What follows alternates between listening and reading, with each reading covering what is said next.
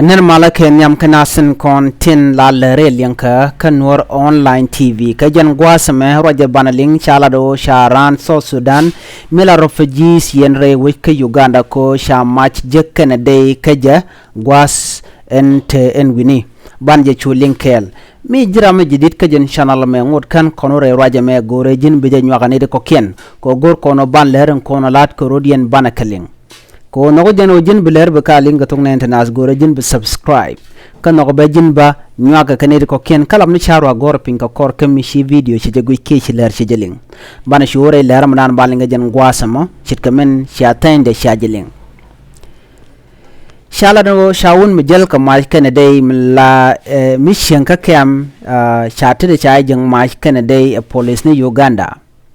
shala do sha nero yen ka ji South Sudan ti sha ma kana dai jekaka ko shala do gwasmi wa kan jelkan kamaj te kan ngajo nonken ka gwasan dien shala do shawuda magoro longno de je yen ka shwaro da bar shwade kan match metod jek gwasan sharo da bartin ka shala do jan ba chaga jek bo men sim kane dung MTN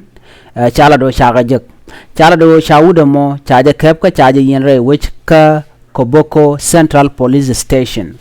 en wudo mo shwale Shandiga Francis chala do jele kamach misha gwasan jega jeten ngach ka shala do shejan shangan yamno baram sheng ne kem kep mi jel kamach chala do ken neten jel kamach ne tor la jel kamach to la kanas chenga jek re wechen wini ko rana be kamach ken gwasamo banat be kenyon ko te kamach chala do sha unda roja yu kep a police Uganda re kem ken wini mala kem da de South Sudanese nitin ko cha goro te ramade jal kamatin cheremen ngayeno ka Central Equatoria te ka tun wan lat ko rodien ke Equatoria re wi ka South Sudan o nasin wanan na rodien tin long kana sin kon la ngene kene den kon dit tin kon te tedien kamach chala do tri ko teketin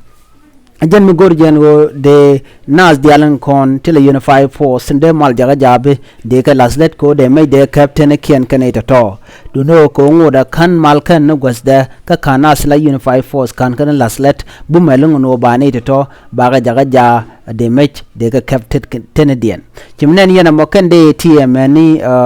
dung pin na mo kamaje to do mo kan titigen dial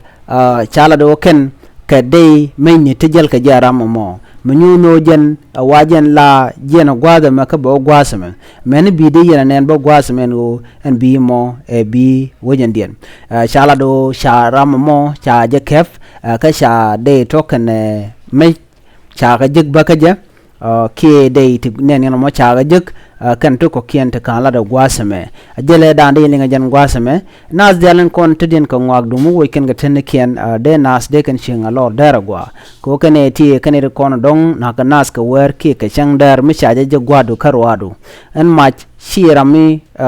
shi ramarome shirami gwan mara maj mi je ko maj la naga naran na me jele dana shalat re which ka Uganda ka kem dan so Sudan inten eno shirega mo chor lat dungno kana ngany mi teramiche nake teramiche la de jek duno changa ni jen cha jal ka maj ka cha mai goren wini cha maj mo cha je kep kana de ka kan to ko kiende kanu ngwase to kontenene jele dan yeli nga jen ngwase me gore jin bi nyane ko ken biata kamal bye bye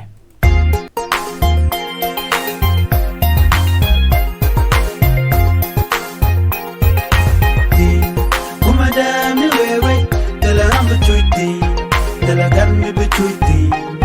tell me